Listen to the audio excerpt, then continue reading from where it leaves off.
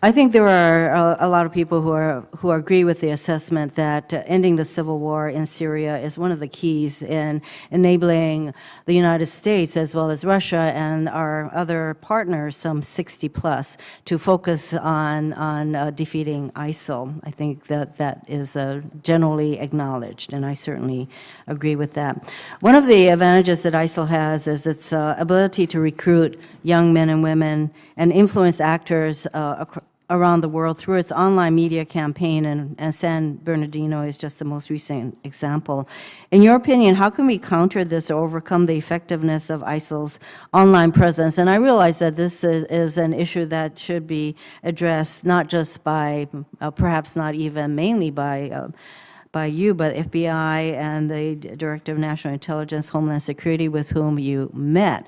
So what do we have to do to debase ISIL's ability and its success in motivating lone wolves in our country and all across the world in committing terrorist acts? Well, you're right. Here at home, the FBI and the Department of Homeland Security and Director of National Intelligence are working along those lines to identify those who are self-radicalizing or plotting using the internet. And when I want to speak for them, I can only tell you that they're intent upon solving that problem. There is a role, I would say, not in that fight, but it is related to the fight we are waging, because it's why I think it's important to strike at and eliminate the parent tumor in Syria and Iraq, because that's part of the creation of the narrative that fuels the internet, which fuels even lone wolves. And also where we are able to eliminate people who are trying to recruit our people. I think the chairman referred earlier to the elimination of Junaid Hussain, which I reported to you when I was last up here. He was somebody who was trying to recruit Americans to attack Americans, no doubt about it. So there are some things even we can do, and not only even we can do as the Department of Defense to assist in this, but there's a big effort by Director Comey and Secretary Johnson and the Director of National Intelligence, the Director of Central Intelligence on this effort. Now, it began well before San Bernardino, but San Bernardino illustrates why this is no kidding important thing to do. Would you say that debasing the ability of ISIL to motivate lone wolves, people who don't even have any direct contact with ISIL, but who have access to their ideology and through the internet, that this is more of a whole of government approach that we need to take that includes law enforcement and local law enforcement, as well as people in the community? Yes, this whole campaign really is a whole of government campaign, has to be. In today's world, all these pieces need to be connected. Mr. Chairman, my timer is not working, so I have absolutely no idea how much time I have left. Well, in that case, I will stop here. Okay. I'd say the senator. I just have one last question. Then we talk about defeating ISIL, and really, what does that look like? I mean, what does defeating ISIL look like? Including the preventing the ability of them to encourage the lone wolf actors all across the world.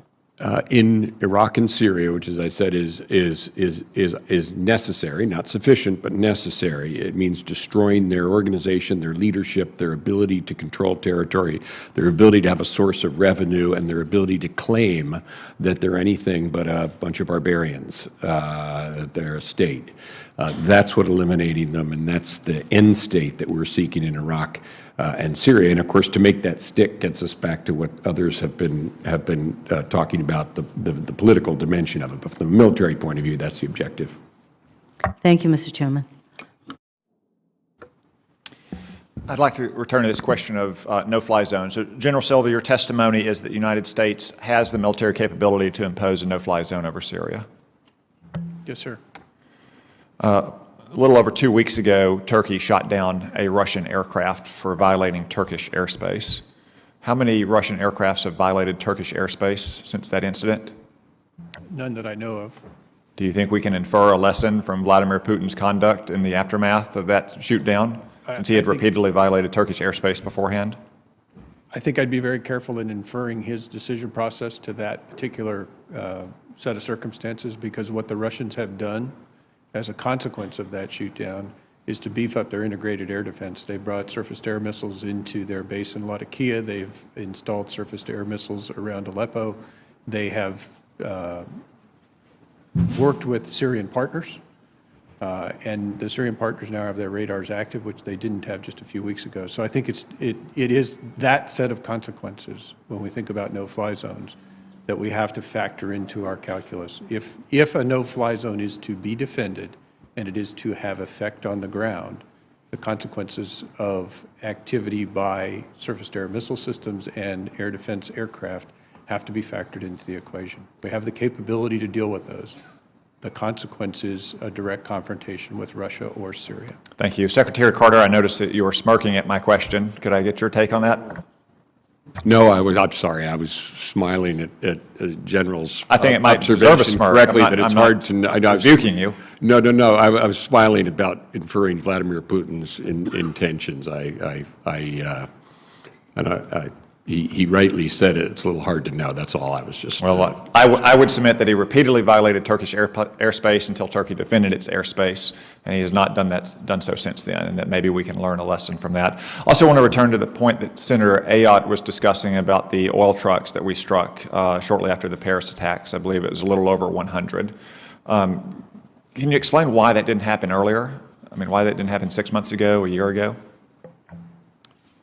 There are two principal reasons. First is the development of the actual intelligence as to the contribution of those particular routes to the finances of ISIL. With respect to the chairman, those are that black and gray economy in oil across the region. Yeah, and I understand that. And I understand that intelligence can often be hard to develop, especially when you don't have a presence on the ground, but I don't understand what's hard to develop intelligence about tanker trucks leaving refineries in ISIS-controlled space. The second point, Senator, is that in an effort to minimize the civilian casualties, the drivers of those trucks are not necessarily adherents to ISIL's ideology, but are Syrians trying to make. I have no doubt about that. They're So- probably Syrians who are driving trucks, and Islamic State said, drive this truck or we're going to kill you and cut the heads off your kids. So I actually visited with the unit that prosecuted the attacks on the bulk of those vehicles. And they used a set of tactics, techniques, and procedures that warned the drivers in advance so they could flee their trucks, and then destroyed the trucks in situ. We're looking for more opportunities to do exactly the same thing so that we don't alienate the civilian population, those that are not ISIL adherents, and continue to degrade the infrastructure for production. And I strongly support that, and I'm aware of the TTPs you're discussing, but those are things that our Air Force have done for a long time to minimize civilian casualties. We didn't just develop these TTPs in the last month, did we?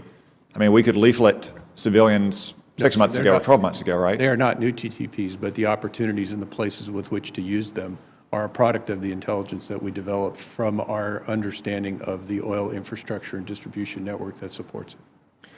I'd like to talk about now the Rules of Engagement Decision-Making Authority. One constant thing I've heard from senior commanders down to low-level troops in my travels in the region and here in the United States is that decisions that were being made in the middle part of the last decade by O5s are now being made by 3- and 4-star generals or even civilians in Washington, and that the rules of engagement have been incredibly restrictive, as the example of this oil tanker truck example. Secretary Carter, do you care to comment on what I've been hearing from troops directly on my trips? And visits I'll with them? start, and then I do want General Selva to represent professional military judgment in this matter, so I'd like him give him the opportunity to speak as well. The commanders there, the air commanders, have told me, and I'll let General Selva and General Dunford have reported to me about limitations on the effectiveness of the air campaign, and I have asked about whether our rules of engagement are a limiting factor that is stopping them from being more effective. And just two things I'd say about that, and then I'll let General Selva go into more detail. They have not changed over time. And by the way, these are not things that are approved in Washington or anything. These are things that are done by the air operators in theater, which is appropriate. The things that have really enabled our air, well, let me turn it around and say the things that have limited it from time to time our air campaign have been, first of all, annoyingly weather. And that was true a month and a half ago for a couple of weeks. But then and that's important, more fundamentally has been intelligence. And we've gotten a lot better intelligence picture now, and therefore able to conduct more effective strikes, which is one reason why we're able to conduct more strikes, absorb more air capability because we could get into Incirlik, from which the sorties were shorter, absorb more capability from the French and others, and put it to good use because we could develop the targets. And I always say it's better to have more airplanes than targets than airplanes. And so on some days, a sortie goes out for dynamic targeting as opposed to deliberate targeting. Deliberate targeting, the bombs are almost always dropped, more than 90%. Dynamic targeting is where you go out there and hope that a target that you're thinking might develop actually does develop. That's an important thing to do because it's what stops ISIL from being able to use the road safely, having to drive at night with their lights off, all that kind of stuff. And you don't always find those targets, and so sometimes the airplanes come back with the bombs off. It's intelligence that makes all the difference. General, please. Senator, I've met a soldier, sailor, airman, or Marine who wouldn't ask for looser ROE in any active fight. But having consulted with the commanders, from the JTF all the way up to Central Command, I know of no rules of engagement restrictions that have prevented us from striking targets and that prevented our forces from being as effective as they can be on the ground. I've consulted with all of them. Thank you. I'm over time, but Senator Reid, if I can have one moment to ask a more lighthearted question of General Selva.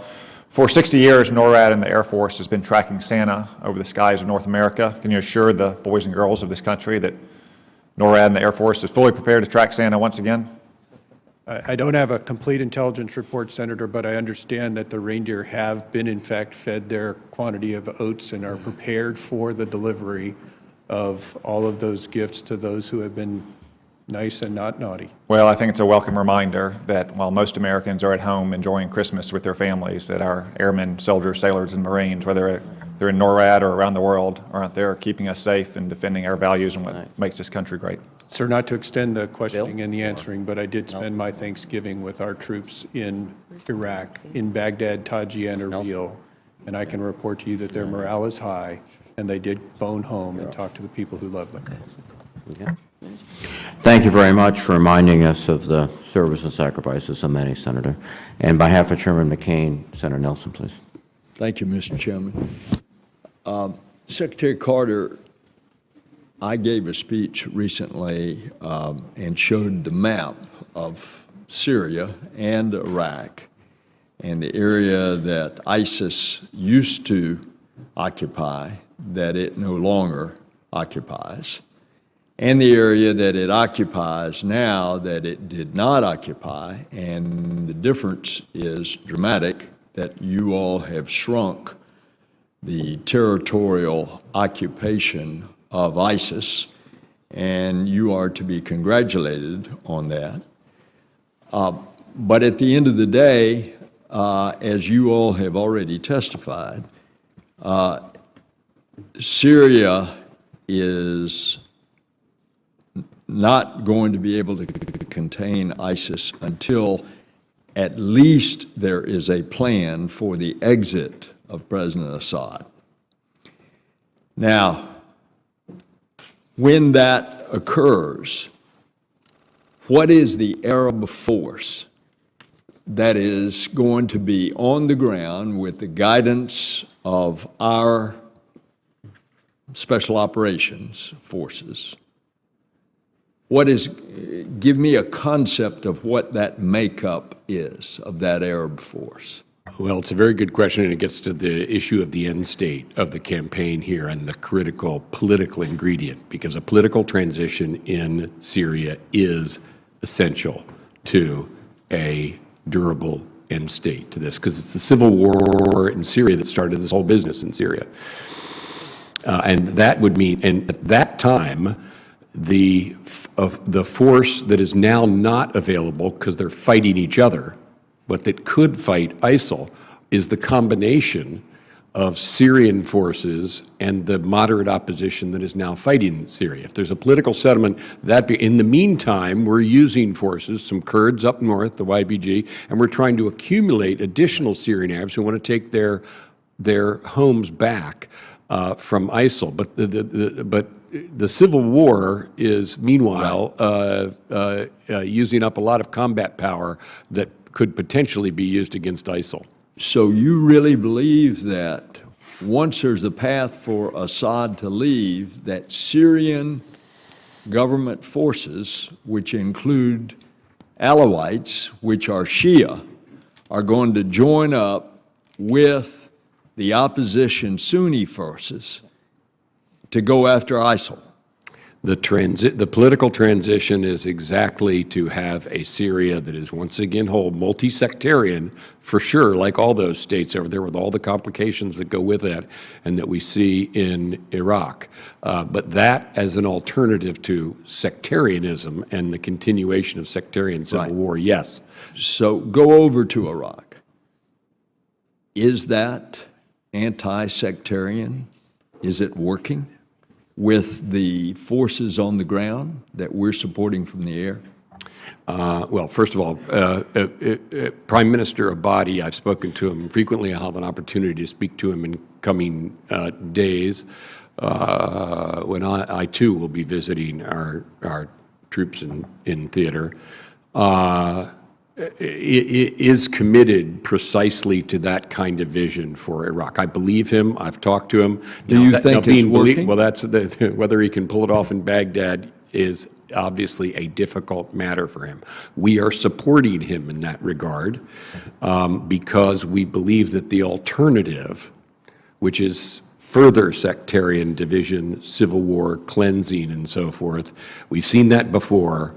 And if he can keep his vision of an Iraq, which he called is decentralized, so it's not everybody under the thumb of Baghdad, because he knows the Kurds and the Sunnis won't go for that, but still the ability to retain an integral state that keeps peace within its borders. That's what he's committed to. That's the end state we also want in Iraq. Right. So it's possible that with Assad leaving Syria, you could get Syria under control, but everything could go haywire in Iraq. There are two separate dynamics. There's one thing I'll mention that I mentioned when I was with you 6 weeks ago, and has subsequently come to pass. I was talking about the importance of getting the town of Sinjar. You're talking about territory, but a lot of that territory is empty, and it's the towns that matter. The critical crossing of Sinjar. Now, what is Sinjar? Sinjar is a place in between Mosul and Raqqa. And to cut ISIL into its Syrian branch and stop them from cross-feeding is the objective of taking Sinjar. And so in the end, the political end states are different for Syria and Iraq, absolutely. Understand. Mr. Chairman, if I may, just one quick question, because the Department of Defense has asked for $116 million reprogramming to keep the effort of General Nagala's training program. Do you support the restarting of that program? I urgently support that funding, but I don't describe it, and the documents we sent you don't describe it as a restarting of the old program. As I described earlier, we learned from the old program. It had some success, but not nearly what we had hoped for. And I've told you that from me, that was a disappointment. And so I'm very upfront about that. But what we're asking for is funds that were previously earmarked for that to an approach that we think is more effective, which is precisely one of the ones I've been describing today. That's why we would urgently like that fund. And I just, I mean, people decry micromanagement, but micromanagement also can come from many sources, and I would urge you please to avoid that. Give us that funding that we've requested. We submitted the paperwork. I know the chairman said a week ago, and I apologize if it was that recently. My understanding was more than that. But this is a war, and I'd simply urge you, I know you're very busy people, have lots of things to do, but if you can please give that your earliest attention. We will, Mr. Secretary. We also, obviously, as I mentioned before, would like to know the details of how it's used, and I think that's appropriate. I thank you. Fair enough. Thank you, Mr. Chairman. Gentlemen, thank you both for being here today. On November the 12th, the President answered the question, is ISIS gaining strength, by saying, I don't think they're gaining strength, and I believe we've contained them. Now, 2 weeks before that interview in Ankara, we saw 2 bombs kill 102 people. In the Sinai, we saw 224 people lose their lives when the Russian jetliner was down. On the day of his interview in Beirut, 2 suicide bombers killed 43. And then the day after his interview, a wave of 6 terrorist attacks killed 130 in Paris. And then on December 2, 14 Americans were killed. Right now, in another committee hearing down at Judiciary Committee, I stepped in for a minute before I came back here, Director Comey said that America's at its highest threat level since 9/11.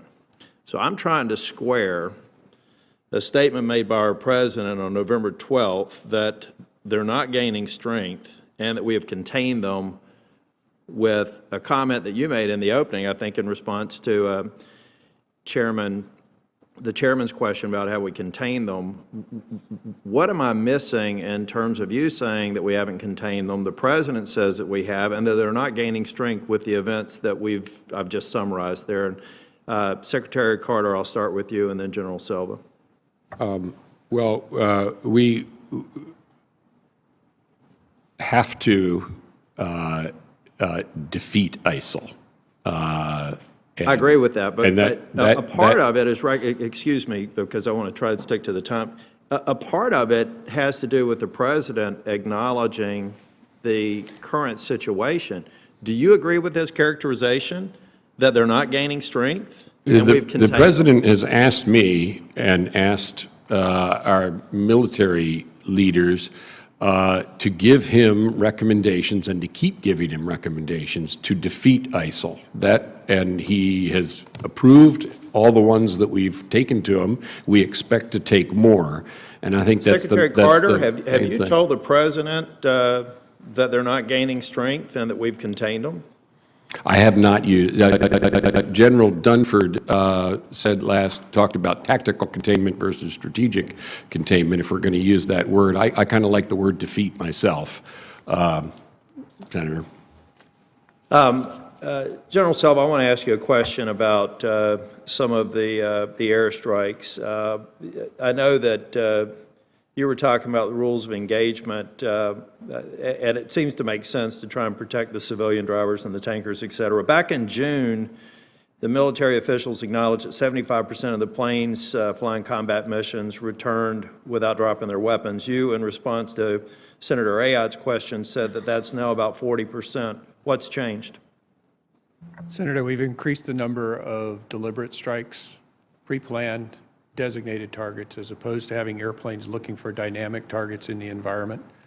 We have sufficient air power in the region to accomplish both, but in any case of dynamic targeting, some of those airplanes are always going to come back with their ordnance because targets don't present themselves. Thank you. And a former Deputy Director, Mike Morrell of the CIA, made in a comment on November the 25th that we didn't go after oil wells, actually hitting oil wells that ISIS controls, because we didn't want to do environmental damage and we didn't want to destroy infrastructure. Are those still key factors in whether or not you go after ISIS targets? I don't know of the rules of engagement that he's talking about, but as we develop deliberate targets, we do bring environmental considerations into the factors that we consider, but they do not limit us from striking the infrastructure They just changed the way we strike it. So we try to do as little environmental damage as possible, but still limit the capacity of the well to produce. And Secretary Carter, maybe just to close out with this, just to go back to defining the problem, if we shift, and you made the distinction between tactical and strategic containment, but if we shift to a global perspective, away from the narrow focus of maybe tactically what we're doing in Iraq and Syria, is there any grounds for describing ISIS as contained? I'll let General Dunford, who's not here, speak for himself. I described, and I think we need to be concerned about, we've talked about metastasis to the homeland, and we've talked about the necessity of getting the parent tumor. We have not discussed as much the necessity of going after ISIL elsewhere. I mentioned Libya. We took out its leader in Libya.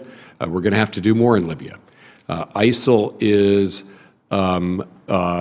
becoming a magnet for groups that previously existed in some cases, that are now rebranding themselves as ISIL.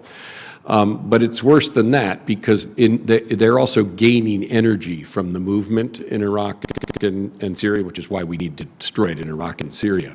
But this is a worldwide phenomenon. And I've talked to leaders. I was recently talking to some leaders in Southeast Asia, actually, about many things. But one of the things they raised is concern about little patches of ISIL and self-radicalization of the kind that we find. So in the internet age and the social media age, terrorism doesn't have any geographic bounds. So I think we have to recognize that while we need to attack it geographically on the ground in Syria and Iraq, that is necessary. It's not sufficient. Thank you, Mr. Chair. Thank you, Mr. Chairman, and thank you to our witnesses for your service and your testimony. Secretary Carter, do you agree with a recent study done by the RAND Corporation suggesting that it would be wise for Congress to pass a new authorization for use of military force against ISIL? I haven't seen that study, Senator. I have testified in favor of the AUMF that the President submitted, and I welcome that. It's not necessary, literally, in the sense that we're able to conduct our campaign. The study, I would just encourage you to take a look, because I think it backs up your position. It was reported 2 days ago, says that an authorization by Congress would send a message of resolve to our allies, would send a message of resolve to ISIL, it would send a message of resolve to the troops. And RAND, which is, not biased on the legal analysis, said that at a minimum, the connection of the battle against ISIL to the 2001 and 2002 authorizations requires, quote, legal gymnastics that it would be wise to clear up. Secretary Carter, what message does it send to the 3,600 troops that are deployed overseas in this fight at the holidays, and to the families of the 11 service members who've lost their lives in Operation Inherent Resolve and the 5 others who've been wounded, that Congress has been unwilling to debate and vote upon this war in the 16 months since it started? I think that the passage of an AUMF, as you indicate, and this is one of the reasons why I testified in favor of it, would be a signal of resolve and support to our troops. Therefore, I think it is desirable. By the way, a signal of resolve to our enemies. I should say that's not the only thing. I think when you visit them, as some of you have done in the last week, when you hold a hearing like this and show that you care what they're doing, when you go back to your bases and at home and tell them how proud you are of them, the family members that are back here, so all that stuff's incredibly important. They need to know we're behind them. And I always tell our people, I'm 1,000% behind you. And if this would add to it, that's good. Our chairman, Senator McCain, was quoted last week. Now, this was not an approving quote. This was a critical quote, in the same way that I am critical of the current status of affairs where Congress has been silent for 16 months. The quote was that a congressional vote to authorize war against ISIL doesn't seem forthcoming now because of politics here, and that a quote may require an attack on the United States of America to force such a vote. Would it be wise for Congress to wait that long? Again, I am in favor of the one that the President submitted. I think on balance it would be a positive thing and a sign that the country's behind the troops. And provided it allowed me and General Selva and our military leaders to do what we think is needed to defeat ISIL, provided it does that, I think the signal it sends of resolve by this country is a good thing. At least 3 nations on the UN Security Council, England, France, and I'm very sorry to say, Russia, have submitted to their legislative bodies for a debate and vote their engagement in military action in Syria and Iraq, and other nations such as Germany have done the same. The President started the war against ISIL 16 months ago yesterday. There's only been 1 vote in the Senate. It was a Senate Foreign Relations Committee vote a year ago Friday. There hasn't really been action in the House. I just hope that we would follow, I'd hate to say this, I hope we would follow the lead of other nations whose legislative bodies have decided it was important enough to have a debate and vote on this before the public. Second issue I want to just bring up, and this is more just kind of an observation for you. Senator McCain was the first to call for the no-fly zones, and at the time that he started that, I didn't agree with him, and the reason I didn't is that there were testimony from General Dempsey and others here that to do a no-fly zone would run the risk of running across the Syrian air defenses. To many of us on the committee, that argument fell away when the administration came and proposed an aerial attack on Syria after the use of chemical weapons against Bashar al-Assad. And when we reminded them, hey, wait a minute, you said Syria has really tough air defenses, the administration testimony at that point was, yeah, well, we're not that worried about them. Let me tell you why I think the absence of the humanitarian zone is going to go down as one of the big mistakes that we've made, equivalent to the decision not to engage in humanitarian activity in Rwanda in the 1990s. With respect to Syria, there's been testimony from the military to us that the Syrian air defense system is really not all that great and that we could take care of it. And with respect to Russia, Russia voted for Security Council Resolution 2139 in February of 2014, calling for cross-border delivery of humanitarian aid into Syria without the permission of Bashar al-Assad. There are a few guarantees in life, but I can pretty much give you this one. Russia would not intervene and try to mess around with us if we were engaged in a humanitarian effort that was premised upon a UN Security Council resolution that they actually voted for. And since February of 2014, we've had the ability and the legal rationale to enforce that resolution, and we haven't. And millions of refugees have left the country. If we had done that then, I think we'd be in a much better place now. And I think we can still do it, and we'd be in a much better place. So just in terms of the argument about here's why we don't think it's a good idea, previous testimony to the committee by folks from the Pentagon have undercut your argument with respect to Syria and Russia. Mr. Chair, I don't have any other questions. Thank you, Mr. Chairman. Ms. Secretary and General, thank you for your service. The President addressed the nation Sunday night. Did you hear his address, Mr. Secretary? I did not. I read it. Okay. Do you believe that we're at war with ISIL? I do. Do you believe they're at war with us? The answer is yes. yes. Yeah. They would hit our homeland if they could. For sure. Okay. They say that. They indicate that openly. Is there any place on the planet that you would take off limits when it comes to fighting ISIL? No, I don't think we can do that for the reasons I said earlier. They are metastasizing everywhere, and everywhere there are information media. There are going to be people who go online who maybe have never been to Syria or Iraq or even know where they are. The answer is they only know no. where their screen is. Right, I agree with you. I think that's a very good answer. There's no place on the planet we should give them safe haven.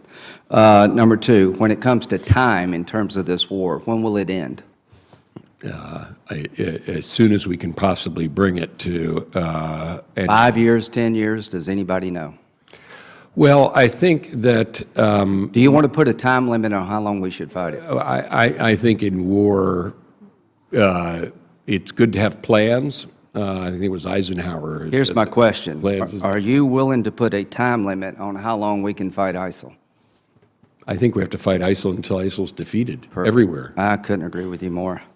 When it comes to means, do you believe this country should use all lawful means when it comes to fighting ISIL, depending on what the circumstances dictate? Sure. Do you think Raqqa, Syria will be in the hands of ISIL by January 2017, more or less likely? I'm sorry, you said which ones? Do you think Raqqa, Syria will be in the hands of ISIL? Oh, I very much hope that it won't. Well, that you think it's it more will either likely not be in the hands of ISIL, or that their control will be substantially eroded. Okay, I hope that. I can't guarantee Right, that. You can't guarantee anything right. anymore, but Hope- that's certainly an objective. We all as soon as agree. possible. We all hope, but we're not going to get there on hope. So you're a good man. I'm not trying to fight you here. Here's what I've done. I'm making an offer to our president that I believe this war is going to go on for a long time after his presidency. I believe that they're going to go wherever they can on the planet, and that we should stop them wherever necessary.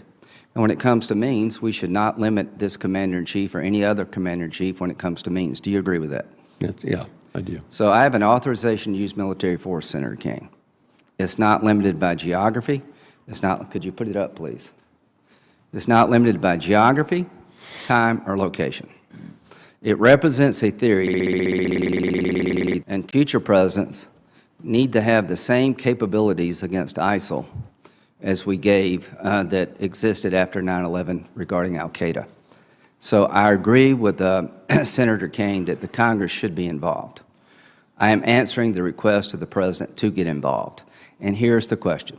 As Secretary of Defense, could you support an authorization using military force that has no limit on geography, time, or lawful means when it comes to destroying ISIL? Well, I'm not going to invent a new AUMF here. This is the first time I've studied yours. I'm sorry to say. I did support the President's AUMF for two principal reasons. The first was because I thought it could, exactly as you say, permit us to conduct the campaign that we need to do to defeat ISIL. And that's critical. It did have a time dimension in it, which From a military point of view, General, do you think saying you're going to have a time dimension is probably a wrong signal to send to the enemy? The context of the time signal makes a difference. I would prefer not to have one. Okay. So I could say to them, I'm going to prosecute you anywhere I find you. That's what I long want to as I say. need. I want to say to this president that I want to give you the tools, that time is no factor when it comes to destroying ISIL, and location doesn't mean a damn thing. We're after you wherever you go, as long as it takes whatever's required to defeat you. That's the statement I think America needs to make. Is that a fair statement, Mr. Secretary? As whatever it takes, as long as it takes, wherever we need to go to destroy you when it comes to ISIL.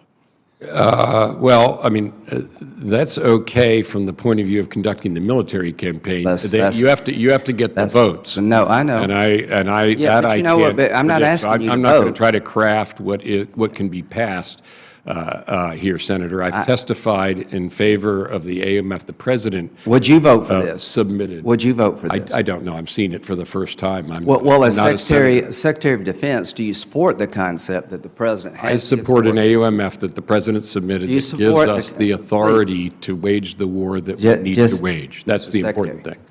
Do you support the concept, the authority that this President should, no time limits placed on his ability to fight the war? Do you support that concept? I think the AUMF as submitted only recognizes that his term of office I'm not comes asking to you an about end his AUMF. in a year. Right, I agree with that. Do you agree the next president, whoever he or she may be, should have a AUMF not limited by time? That's just a smart decision from the military point of view. Do you agree with that?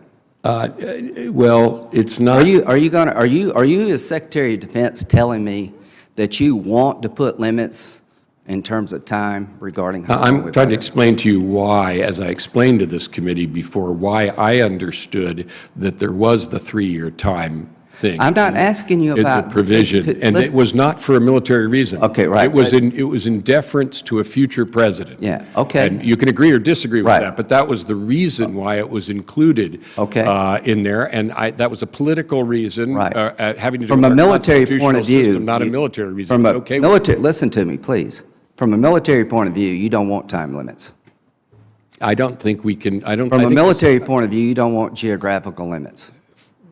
we can't have geographical. And from a military point of view, you don't want to take means off the table that are lawful when it comes to destroying And ISIL. that are useful Yeah. to this campaign. So to the Congress, if you don't like what this president or future president does in terms of fighting ISIL, defund it. That's your job. I am making a simple proposition to this president that I will give you whatever you need in terms of my authorization to go wherever you need to go, as long as it takes to use whatever available tools you have within legal limits to destroy this threat. Mr. President, are you all in or not? Now, the Secretary of Defense seems to be indicating this is good military policy. To my colleagues on the other side, if we produce an authorization to use military force restricted by time, means, or geography, you're sending a message to the enemy I will not send. You're restricting our ability to defend this homeland, which is an imminent attack is coming. So I want to have this debate, like Senator Kaine has suggested, and it is imperative that the Congress get off the sidelines. Tim Kaine and I may have a different outcome, but you're absolutely right. Let's have a discussion. Let the enemy know without hesitation there's no limitations on time, means, or location when it comes to destroying ISIL. Mr. President, embrace this authorization for you and future presidents because the country needs it. Thank you very much, Mr. Secretary and General, for your fine service. Senator Blumenthal. Thank you, Mr. Chairman. Thank you for your service, Mr. Secretary General, and thank you for being here. I've just come from a vote on the floor, but before that, a hearing of the Judiciary Committee where FBI Director Comey was testifying about many subjects related closely to the subject matter of your testimony. Even though the geography may be different, the threat is the same. And clearly, the strategy for confronting that threat of terror has to be coordinated and targeted to what poses the danger to our nation. And my feeling is, I agree with you, the reality is we are at war. That's the stark, irrefutable reality. And more needs to be done, more aggressively, more intensely, and more effectively in using our special operators, advising local forces, supplying and equipping them, providing them with intelligence, intercepting communications of our adversaries, and cutting off the flow of money, which is their lifeblood.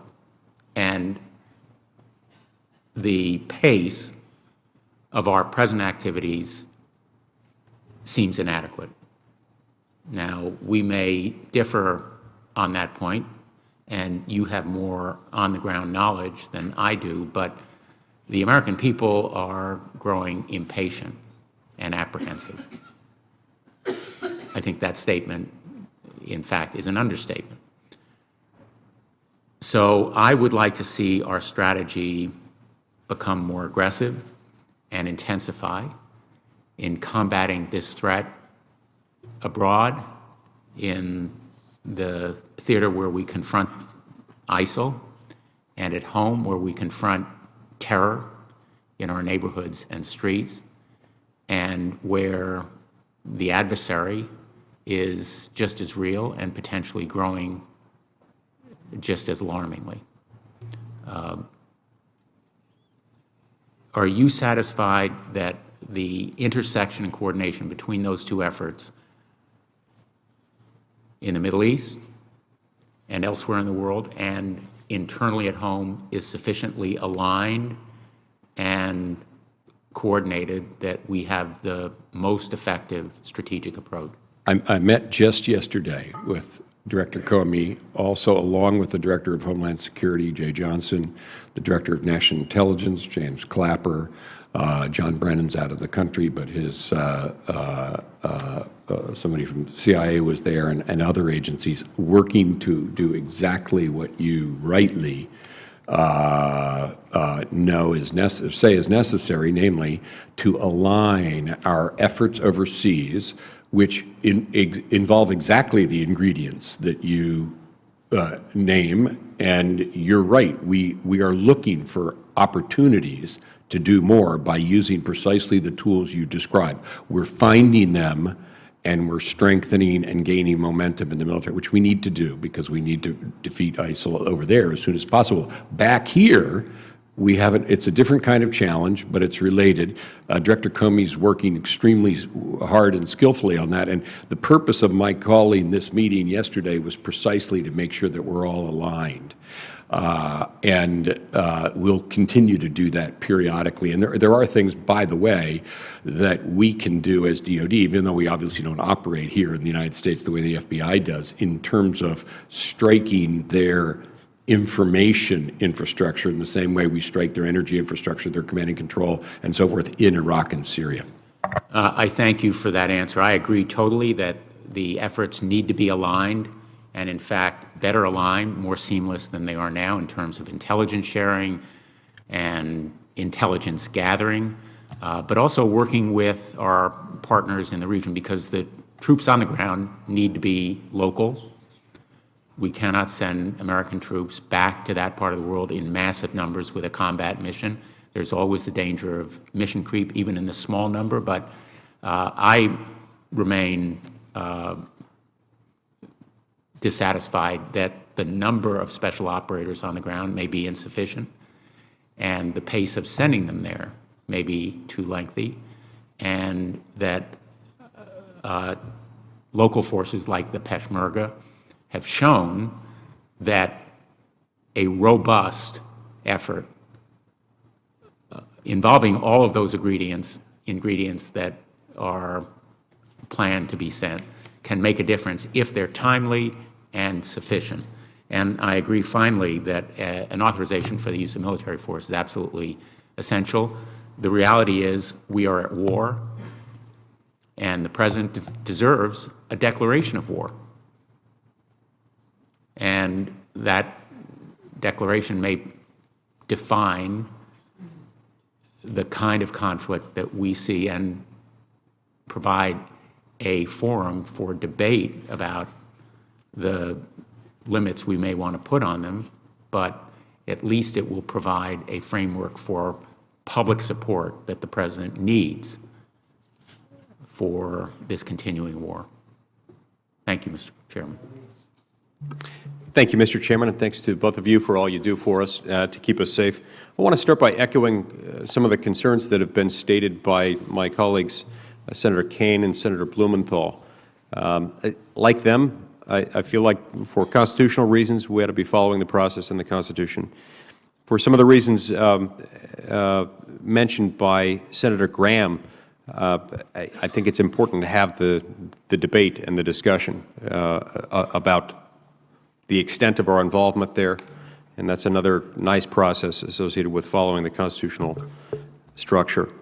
After the failure of the initial train and equip program in Syria, the Department of Defense seems to have shifted its focus to equipping forces that are already on the ground in Syria, such as the Syrian Kurds and Arab groups that we have somehow, in one way or another, using methods that I'm not familiar with, deemed to be moderate or deemed to somehow have interests that overlap with ours. Mr. Secretary, can you explain to us how specifically we're vetting these groups, how we decide who ought to be the beneficiary of this program? You're basically right. That is the shift we made. Although we're still willing to do. We're open to lots of different possibilities with our train and equip program. But it is essentially the shift. It's now basically an equip program rather than a train and equip program, right? No, we take some of the people out for training. We're willing to do that, and we have those training sites. So we'll take selected individuals, not the whole unit, out and give them specialized training in how to connect with us and how to connect with our enablers. So there is a training aspect to it, but you're right. Fundamentally, it's enabling groups that exist rather than trying to create brand new groups. That's the essential correction, I'd say, course correction that we made. And you asked how they're vetted. It is their leaders that are vetted. Rather than down to the individual level. And I can get you a description of that. And General Selva, maybe you'd like to say something about the vetting process in general. We have, in the case of the Syrian Arab Coalition, convinced leaders to come to the Iraqi side of the border. We have vetted them through public and classified databases for their relationships and prior conduct. And we have spent time with them on the items that the Secretary talked about, how they link to our forces, how they communicate back their progress. And our relationship with them is relatively transactional, where we supply them with the ammunition and the advice required to strike specific targets, and then we watch that progress. Once we decide to equip a particular group, and it sounds like it's made on a group basis, based in part on our assessment of their leaders, what degree of command and control do we retain over the group in question, over its leaders, and specifically, perhaps most importantly, over the supplies that we give them? I could go into much more detail in a classified environment, but at the surface level, we don't exercise command and control. We exercise influence. And the influence we have is their connection to the enablers that we provide: fire support through air power, advice, and training. Do the groups that we're supporting in this capacity, specifically the Syrian Kurds and the Syrian Arabs, do they, or to what extent do they, share the same political goals and the same vision for Syria in the future? Today, they share the goal of wanting to take their homes back and defeat ISIL in doing so. And that is necessary and sufficient to get at the fight in eastern Syria and working our way back towards Raqqa. Are you concerned about the possibility of their goals shifting? I mean, is it common in the region for some groups to have one focus one day and then have a priority shift? Perhaps one day having interests that align roughly with our own goals and with preserving interests that are important to American national security that might change later. If you'd allow me to discuss that one in a classified setting on the how we measure and manage that relationship, it will be much more useful than doing it in an open session. Okay. Can you tell me roughly how many people are involved in this right now, how many units or how many members they have? Is that something we can discuss in a non-classified environment? Yes, sir. The Syrian Arab Coalition, we brought out roughly 40 of their leaders. I'm sorry, 20 of their leaders, did a full vetting of their allegiances and their prior conduct. They brought to the battlefield roughly 1,600. The number varies up and down slightly from that number based on who's engaged in the fight, but roughly 1,600 fighters that have worked their way through roughly 3 villages or 3 towns right now in eastern Syria. They started in a place called Al-Hasaka. They have taken Al-Hal, and they are beginning the preparatory actions to prosecute a 3rd target that I'd like to keep private at this point. Okay. I see my time's expired. Thank you very much. Thank you, Mr. Chairman. Thank you so much for your testimony today. This has been extremely helpful to our committee, and thank you, obviously, for your extraordinary service. In yesterday's hearing, Commander Jeffrey Eggers said that while our military victories against ISIL will affect their ability to recruit new fighters, how we conduct the war will also affect that ability. Specifically, he said that having ground troops go into Syria is what ISIL wants. On Monday, a New York Times article pointed out that in 2003, al-Zarqawi had called the Iraq War, quote, the blessed invasion, because his and ISIL's apocalyptic vision is that non-Muslims will come to Syria to fight Muslims and bring about the end of the world. So do you believe that a ground war with Western troops would help or hurt ISIL's recruiting? And which countries are best positioned to fight ISIL on the ground, in your opinion?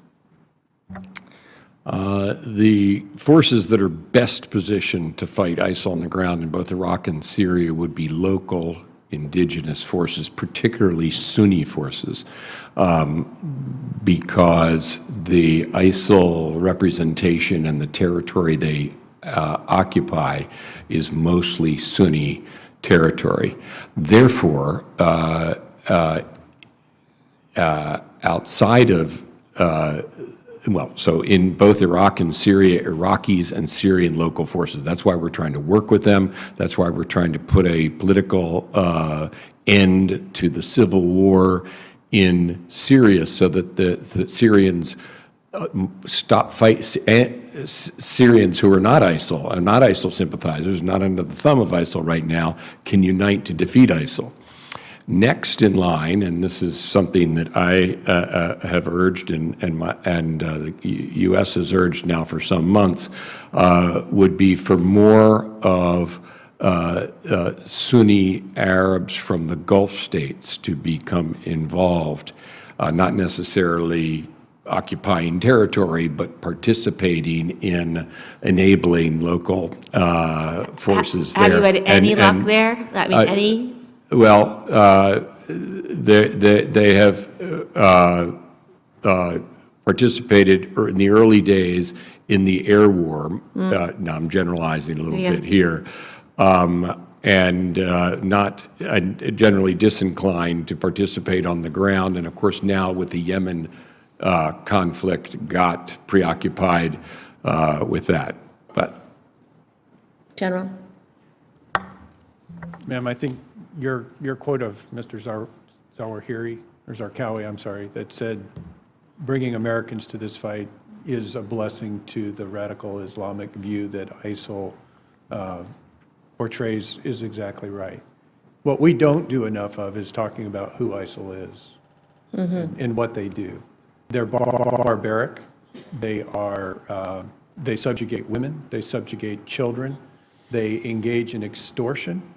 They are not creating a caliphate that's consistent with Islamic teaching. They're creating a caliphate that's consistent with their narrative of Western subjugation and extremist Islam, and it's about their power and enriching themselves. And so we need to tell that truth. If we fall into the trap of radical Islamic violent extremists baiting us into a ground fight, we're actually doing exactly what they want us to do. Yeah. So as we work through and with partners that we can find that are willing to fight, they'll have the effect we need them to have. And can we be more aggressive with our allies in the region, particularly Sunni Arab allies, to do more? I mean, I haven't seen our success there yet, so I'm wondering if you feel there's leverage there to get that result. We have had support from Turks, from the Jordanians, as well as from a small number of our Sunni partners. That is a place where we might be able to exert some additional leverage. Just quickly on Turkey, since you raise it, obviously Turkey is critical to the fight against ISIL. What do you think were Turkish calculations in shooting down the Russian plane, and has it affected our ability to work with Russia and Turkey? I can only tell you what I learned from consultation with my Turkish counterpart the day of the shoot down. I actually was in Turkey that afternoon after the shoot down. They believe and executed against a incursion into their airspace. What I pressed him on, though, was securing the Turkish border from end to end. And there is a roughly 90-kilometer span of the Turkish border through which ISIL still has a fair number of smuggling lanes that are relatively open because ISIL controls the Syrian side of that border. The Turkish have redoubled their efforts. They have opened up their terrorist no-fly list, their terrorist identification database, and a variety of other techniques to help seal that border. Much beyond that, if we could do that in a closed session or a private conversation, That would be fine. Secretary Carter, do you have anything you'd like to add? And no, I think General Selva said it very well. The Turkey shares a border with both Syria and Iraq. That border has been used as the principal border through which fighters flowed in both directions, and we've asked the Turks to do more. They have done some more. We're helping them do yet more, but it's critical that they control their border. Thank you. Thank you, Mr. Chairman. Well, of course, ISIS wants more than anything else to preserve their caliphate. No one is arguing that there should be 100,000 troops, although the President and obviously you like to set up the straw men. It is clear that without American participation and leadership, there is no strategy to take Raqqa, which is their base of operations, where they're planning and orchestrating attacks. We just saw the manifestation of it, including working on chemical weapons. Mr. Secretary, I would beg you to call up General Keane, General Petraeus, Secretary Gates, Secretary Panetta, even former Secretary of State Hillary Clinton. Ask all of them, and they will tell you that a safe zone could have prevented the millions of refugees and the horrible consequences of at least 250,000 people barrel bombed. And for you to sit there, General, and say that we'd have to take out Syrian air defenses is either a stunning display of ignorance or, again, this whole aspect of avoiding or making the problem seem so huge that we can't handle it. All we have to do is protect a no-fly zone. We don't have to take out a single airplane, air defense capability of theirs. All we have to do is tell them, if you fly into this area, you're going to get shot down, which we can do with Patriot batteries. And everybody knows that. And that's why General Keane and General Petraeus and Secretary Gates, Secretary Panetta, and even Secretary Clinton have said that these things are doable. It's really saddening to see that basically business as usual while thousands and thousands of Syrians are slaughtered by this horrible barrel bombing, which also was accompanied by acts of chemical weapons. So I leave this hearing somewhat depressed, because clearly there is no strategy to take Raqqa. There is no motivation to set up a no-fly zone, which even, as I say, Hillary Clinton has supported. And every military leader that I know that was architect of the surge says you can do it without much difficulty.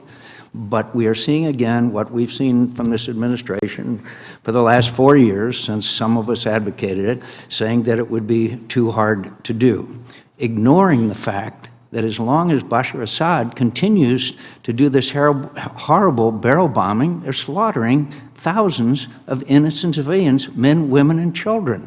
Where is our moral? Where's the tradition of the United States of America? We went to Bosnia after they ethnically cleansed 8,000 people. This guy has killed 240,000, and yet it's too hard for the most powerful nation on earth to set up a no-fly zone. This hearing is adjourned.